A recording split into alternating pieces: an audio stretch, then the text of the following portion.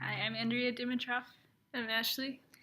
And we're here to make a video for the twin SLA project. So our names are the Dimitrovs, Andrea and Ashley, as we mentioned, and we're from DuQuoin, Illinois, which is 30 minutes from Carbondale, and we're identical twins, 17 minutes apart. So number one, the first question, what is it like being a twin? And I think for both of us, our answer always is we don't know what it's like not to be twins. And we tell people that it's like having a best friend who's your age, who looks like you can do things together. And so I think both of us would say that being a twin is an enjoyable experience. Mm-hmm. Right. And so number two, do you find that you frequently use plural pronouns like we and us? And if so, how? I think that sometimes I use plural pronouns more than maybe someone who's not a twin, especially when I talk about activities that Andrea and I do together. If someone asks me, what do you do for fun? Sometimes I say, well, because a lot of times I spend my time with Andrea, if not Andrea, other friends, and so I don't spend that much time alone sometimes, but most of the fun activities I do with Andrea are with someone else, so I usually say, we do this, we like this, and then I correct myself later. Yeah, and I had a big problem with plural pronouns in high school. I almost never said I do this, I like that. I always said we and us and our, because Ashley and I spent a lot of time together in high school, even more than we do now. So sometimes I use plural pronouns, but the more independent time I have, I think the more singular pronouns I use. And so the next question, number three, did you have an early twin language? And if yes, tell us about it. Well, I think our parents told us when we were about 4 years old, or whenever we began speaking, maybe 2 or 3, we talked to each other a lot, but it wasn't really understandable to other people. And I called Andrea Dado because I couldn't pronounce Andrea, so I called her Dado.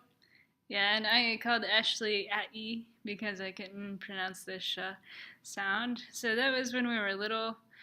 Not really a language, just some communication patterns. And sometimes when we were younger, we would laugh at the same things. If she was laughing, I would laugh, and we would just talk to each other and laugh at the same time for no reason. And so I don't know if that could be considered a twin language, but that's what I think of when I think about this question. So the next question, number 4, what are other ways of unique communication you have with your twin? And for me, I would say that I don't really feel like our communication is that unique. I feel like we have some things we do, some ways we communicate that, I've seen with close friends. If you're close friends with someone, like their typical mannerisms.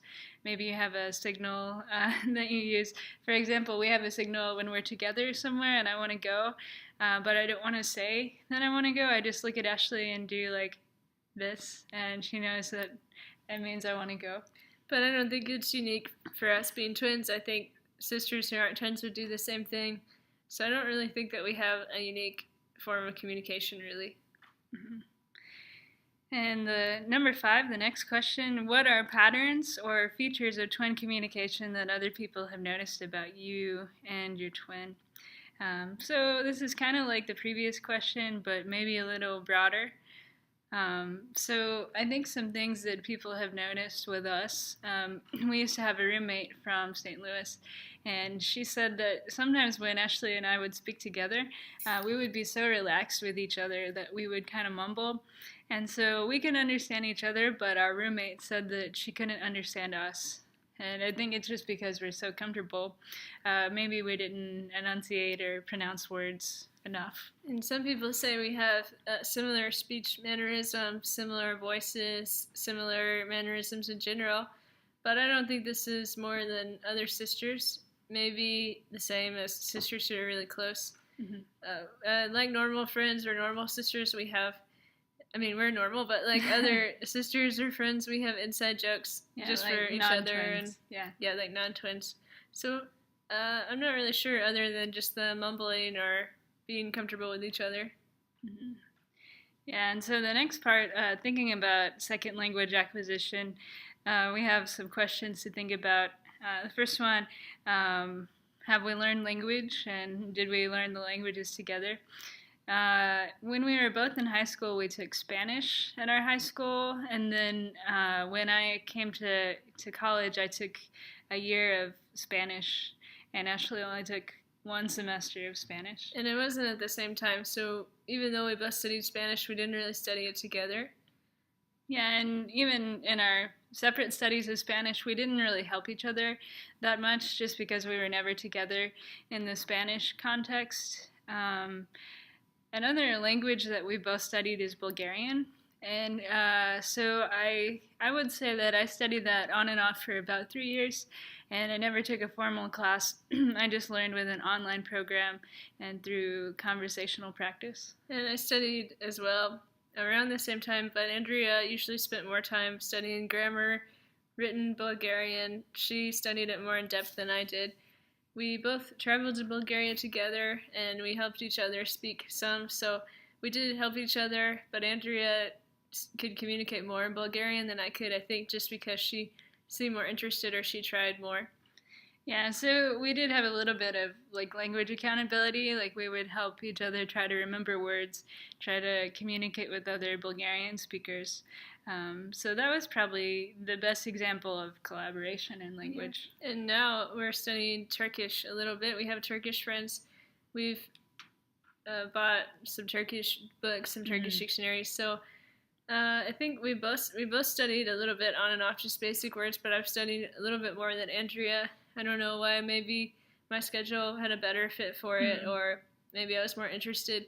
So sometimes we help each other. Usually I teach her some words that I learn. If she learns something I don't, she shares with me.